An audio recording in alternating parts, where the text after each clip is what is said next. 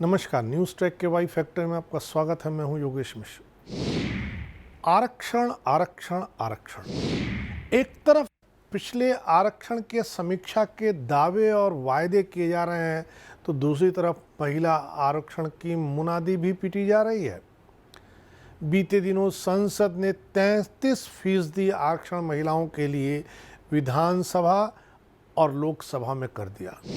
हालांकि राज्यसभा और विधान परिषद में महिलाएं इस तरह के अधिकार से हाल फिलहाल वंचित हैं। यह भी दावे किए जा रहे हैं कि महिला सशक्तिकरण की दिशा में एक बहुत बड़ा कदम है। राजनेता जो सत्ता में है उनके दावे दूसरे हैं, जो आज विपक्ष में है उनके दावे दूसरे हैं। यह बात दूसरी है कि जो विपक्ष में हैं वो कभी इसी महिला आरक्षण विधेयक को संसद में समय समय पर पेश कर चुके हैं, हालांकि पास करवाने में कामयाबी उन्हें हासिल नहीं हुई। इस विधेयक को पास करवाने का श्रेय नरेंद्र मोदी को जाता है। ऐसे में हम ये देखते हैं कि आखिर हम जो यत्र नार्यास्त पूजन्ते रमन्ते तत्र देवता के दावे वाले देश हैं, मातृशक्ति स्त्री शक्ति हमारे लिए पूजनीय है, तो क्या हम आरक्षण देकर के दूसरे देशों से कुछ नया काम कर रहे हैं? क्या हम लोगों ने महिला आरक्षण की जो मुनादी पीटनी शुरू की है, पश्चिम देश उससे अछूते हैं क्या? आखिर इतने साल क्यों लग गए इस विधेयक को पारित होने में? वो कौन सा हुनर था जिसके चलते नरेंद्र मोदी इस विधेयक को पास करवाने में कामयाब हुए? 1987 में प्रधानमंत्री राजीव गांधी की सरकार ने महिलाओं की स्थिति में सुधार के लिए सिफारिश देने की खातिर केंद्रीय मंत्री मार्गरेट अल्वा के नेतृत्व में 14 सदस्यीय समिति का गठन किया था। राजीव गांधी ने शहरी और ग्रामीण महिलाओं को स्थानीय निकाय में 1/3 आरक्षण देने के लिए लोकसभा में संविधान संशोधन विधेयक पेश किया था। विधेयक लोकसभा में पारित हो गया, लेकिन सितंबर 1989 में राज्यसभा में पारित होने में विफल रहा। 1992 में प्रधानमंत्री नरसिम्हा राव ने 73वें और 74वें संविधान संशोधन विधेयक पारित किए, जिसके तहत पंचायती राज संस्थाओं में महिलाओं को 33% आरक्षण सुनिश्चित किया गया। 1993 में एक संवैधानिक संशोधन विधेयक पारित हुआ, जिसमें ग्राम पंचायत में ग्राम परिषद नेता या सरपंच के 1/3 पदों को महिलाओं के लिए आरक्षित किया गया। इस आरक्षण को संसद और विधानसभाओं तक विस्तारित करने की एक दीर्घकालिक योजना भी बताई गई। महिला आरक्षण विधेयक पहली बार HD देवेगौड़ा के नेतृत्व वाली सरकार ने 12 सितंबर 1996 को 11वीं लोकसभा में पेश किया था। इसे 81वें संविधान संशोधन विधेयक के तौर पर पेश किया गया था। फिर से संसद की दोनों सदनों की संयुक्त समिति को सौंप दिया गया, लेकिन 11वीं लोकसभा के भंग होने के साथ ही यह विधेयक समाप्त हो गया। 1996 में महिला आरक्षण विधेयक की जांच करने वाली संयुक्त संसदीय समिति की रिपोर्ट में सिफारिश की गई कि OBC के लिए आरक्षण की अनुमति देने के लिए संविधान में संशोधन होने के बाद अन्य पिछड़ा वर्ग की महिलाओं के लिए आरक्षण प्रदान किया जाना चाहिए।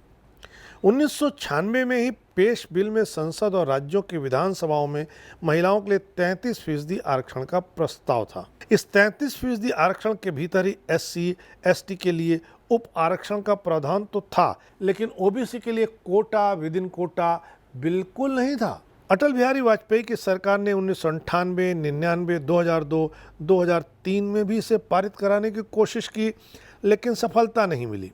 2004 में कांग्रेस के नेतृत्व में बनी UPA सरकार ने 2008 में इस बिल को 108वें संविधान संशोधन विधेयक के रूप में राज्यसभा में पेश किया, जहां यह बिल 9 मार्च 2010 को भारी बहुमत से पारित हुआ। लेकिन UPA सरकार ने इस बिल को लोकसभा में पेश नहीं किया, क्योंकि उसके सहयोगी दल राजद यानी लालू प्रसाद यादव की पार्टी और समाजवादी पार्टी यानी आज के अखिलेश यादव और उस समय के मुलायम सिंह यादव की पार्टी इस विधेयक के पक्ष में नहीं थी। 2014 में लोकसभा भंग होने के बाद यह बिल अपने आप खत्म हो गया, लेकिन चूंकि राज्यसभा अस्थायी सदन है, इसलिए यह बिल जिंदा ही रहा।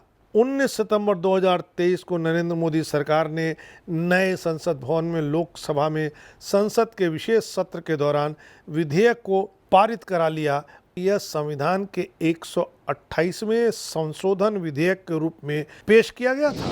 1996 में जब ये विधेयक पेश किया गया था तब यह साफ साफ कहा गया था कि महिलाओं को लोकसभा और विधानसभा में 33% आरक्षण दिया जाएगा, यानी 33% उनके हिसाब से सीटें रिजर्व रहेंगी। जब 2023 में इस विधेयक को नरेंद्र मोदी ने पास कराने में कामयाबी हासिल की है, तब और आज के विधेयक में सिर्फ अंतर यह है कि नरेंद्र मोदी द्वारा पारित कराए गए विधेयक में परिसीमन और जातीय जनगणना की बात भी कही गई है। जहां तक लोकसभा की बात है तो परिसीमन हो जाने के बाद आरक्षण रोल आउट किया जाएगा। 2026 में फ्रिज हटने के बाद परिसीमन का काम होगा। इसके बाद स्थिति साफ होगी। बिल में प्रस्ताव है कि लोकसभा के हर चुनाव के बाद आरक्षित सीटों को रोटेट किया जाना है। आरक्षित सीटें राज्य या केंद्र शासित प्रदेश के विभिन्न निर्वाचन क्षेत्रों में रोटेशन के जरिए आवंटित की जा सकती है। महिला आरक्षण विधेयक में इस बात का प्रावधान किया गया है कि यह आरक्षण 15 सालों बाद खुद ब खुद खत्म हो जाएगा।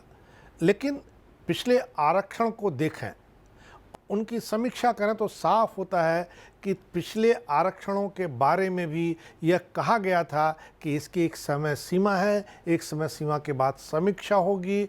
इसी के साथ आरक्षण को अंतिम आदमी तक पहुंचाने की प्रतिबद्धता भी जताई गई थी। लेकिन पिछले आरक्षण खत्म करने की हिम्मत किसी राजनेता ने नहीं दिखाई है। इसलिए महिला आरक्षण खत्म होगा, इस बात की उम्मीद करना बेमानी होगा। महिलाओं को खुश रहना होगा कि उनका यह आरक्षण भी अन्य आरक्षण की तरह अनवरत जारी रहेगा। यह जो आरक्षण आया है, इसे लागू करने के तौर तरीके ये बताते हैं कि 2029 से पहले यह संभव ही नहीं है।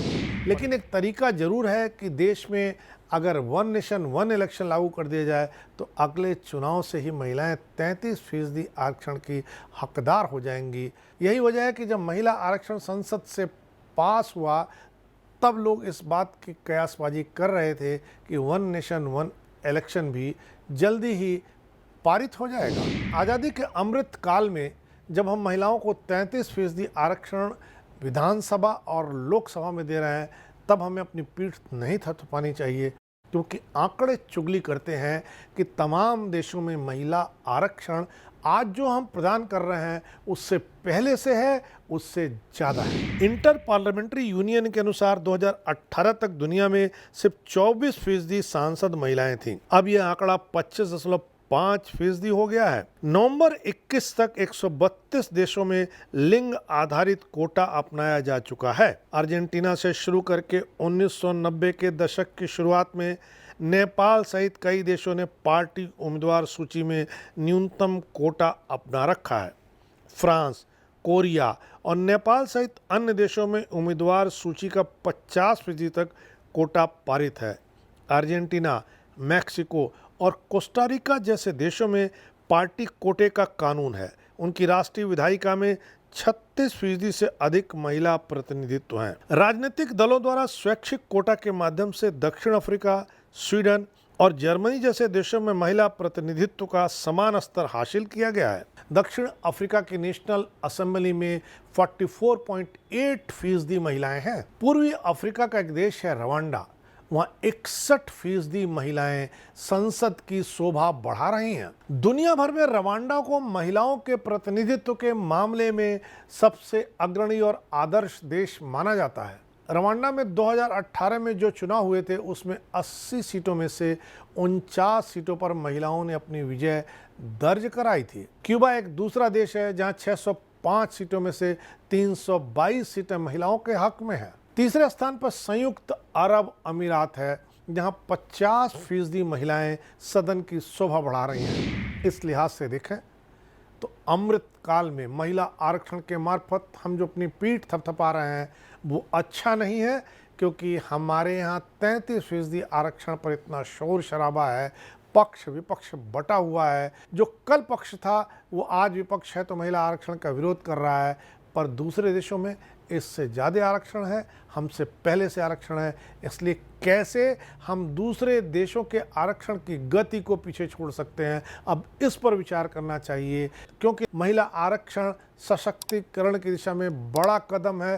हालांकि पंचायतों में जो आरक्षण हम लोगों ने दिए हैं उसमें महिला सशक्तिकरण का वह स्वरूप उभर कर नहीं आया है जो आरक्षण देने वालों की मंशा थी, क्योंकि अब तो प्रधान पति, पंचायत प्रतिनिधि पति, इसी के साथ साथ महापौर पति जैसे तमाम नए पद और रिश्ते सृजित हो गए हैं। इससे बचने की ज़रूरत है। महिलाओं को सशक्तिकरण की दिशा में खुद ब खुद आगे बढ़ने की ज़रूरत है।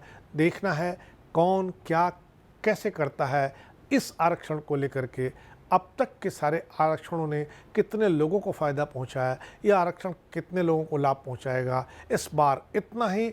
अगली बार फिर मिलेंगे किसी नए सवाल पर नए ढंग से बात करने के लिए। तब तक के लिए नमस्कार।